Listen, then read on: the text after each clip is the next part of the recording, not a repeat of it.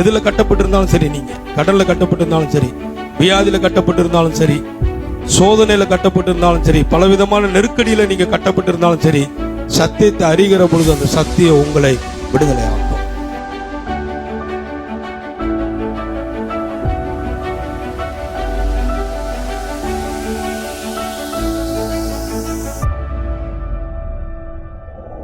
மாடு எத்தனை பேர் பார்த்துருக்கிறீங்க? மாடு படுத்திருந்தாலும் என்ன பண்ணோம்? படுக்கும்போது மாத்திரம் அசைப்படாது. நல்லா கவனிங்க. மாடை படுத்திருக்கும் போதும் அது வாய் என்ன பண்ணோம்? கண்ணெல்லாம் மூடி இருந்தா கூட வாய் மாத்திரம் அசை போட்டுட்டே இருக்கும்.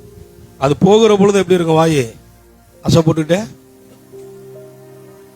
நம்ம இரவும் பகலும் இந்த வார்த்தைய ஒரு மாடை போல அசை போட்டுட்டே இருக்கணும். வாயை விட்டு என்ன பண்ணக்கூடாது? வசனம் சொல்லுங்க, சொல்லுங்க. நம்ம வாயை விட்டு வசனம் பிரியவே கூடாது. அசை போட்டுட்டே இருக்கணும். இப்படி அசை போட அசை போட அசை போட பிரியாத இருக்க இருக்க பேச பேச என்ன கேட்டீங்கன்னா, கொஞ்ச நாள் கழிச்சு நீங்க திரும்பி பாருங்க. கொஞ்ச நாள் கழிச்சு உங்க வாழ்க்கையை பாருங்க.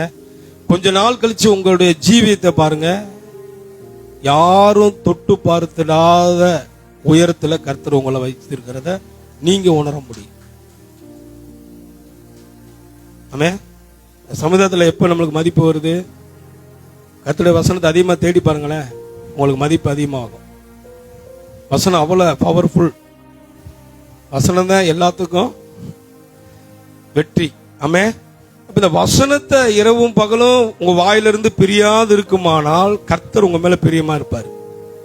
அப்படி பிரியமா இருக்கிற கர்த்தர் உங்க மேல பிரியமா இருந்தா என்ன நடக்கும்? நல்ல வாழ்க்கையை கர்த்தர் உங்களுக்கு கொடுப்பார். நல்ல வீட்டை உங்களுக்கு கர்த்தர் கொடுப்பார். நல்ல வருமானத்தை கர்த்தர் உங்களுக்கு கொடுப்பார். நல்ல வழிவாசல்களை கர்த்தர் உங்களுக்கு திறப்பார். எனக்கு புத்தி கெட்டாத காரியங்களை என் வாழ்க்கையில செய்வார். அப்படி செய்கிறப்ப, அப்படி நடக்கிறப்ப என்ன ஆகும்? ஆட்டோமேட்டிக்கா நான் கடன் வாங்க மாட்டேன். கடன் கொடுக்கிற மக்களாக, கடன் கொடுக்கிறவனாக மாறி விடுவேன். இன்னைக்கு இது இவ்வளவு தொலைக்கு இதை போதிக்கிறோம் அப்படின்னா கேட்டதுனாலதான் போதிக்கிறோம். நாங்க நல்லா வருகிறதுனாலதான் போதிக்கிறோம். அப்ப ஒவ்வொரு எனக்கு மாத்திரமல்ல, இதை கேட்கிற, இதை பற்றி கொள்ளுகிற, இது மேல வைராக்கியம் வைக்கிற கடைசி மனுஷனுக்கும், இதை விசுவாசிக்கிற கடைசி மனுஷனுக்கும் இது நடக்கும் என்பதை நான் போதிக்கிறேன். ஆமே. இதை யாரெல்லாம் விசுவாசிக்கிறார்கள், நம்புகிறார்களோ அவர்களுக்கு இது நடக்கும், எனக்கு மாத்திரமல்ல. அப்ப